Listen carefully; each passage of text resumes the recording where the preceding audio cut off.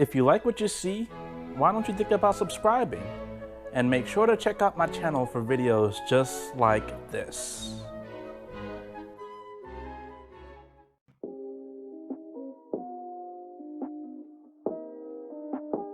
I want to thank you all for joining me for another one of these reviews. It's your boy MrBucketlist here, and this time we are at the Hash House A Go-Go in Orlando, Florida. Let's check it out.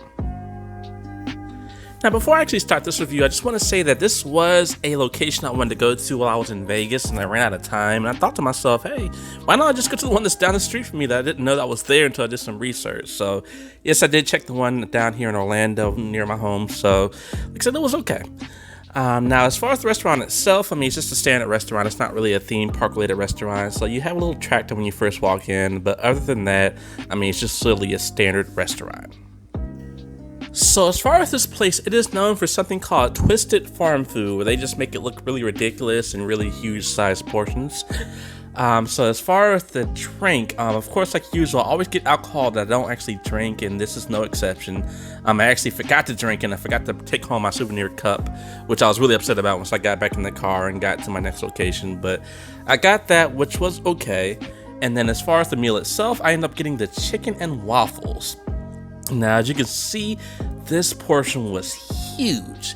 But the one thing I did not like about this was all that sage. I kept reading on the reviews that they put a lot of sage on there, and it literally felt like I was eating like a plant burger. It was just a weird texture. I mean, the sage wasn't nasty necessarily, but it was just too much of it.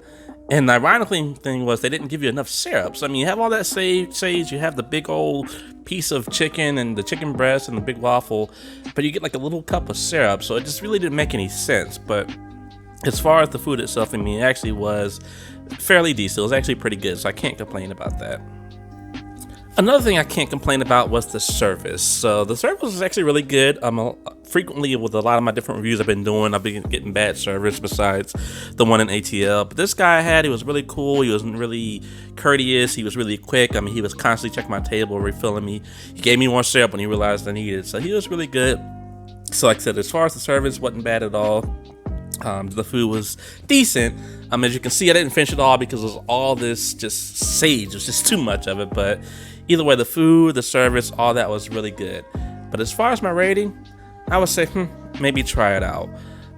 Being that this is on International Drive, I mean, there's so many different restaurants around this area. I don't feel like this is a must-do regardless. I mean, whether it was in Orlando or not, I don't know, that sage is just way too much. And I just really enjoy my food more in Atlanta at the Atlanta Breakfast Club versus this version of chicken and waffles. It just didn't sit with me well.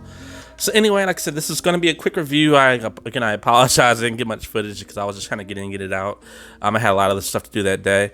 And again, I apologize about my voice. I literally just woke up, so I'm still kind of tired. But anyway, I hope you all enjoyed this review, and I'll see you soon. It's your boy, MrBucketlist. Peace out. Thanks for watching the video. If you like what you saw, please check out my channel for more videos just like this. Make sure to hit that subscribe button. Until then, I'll see you next time. Peace.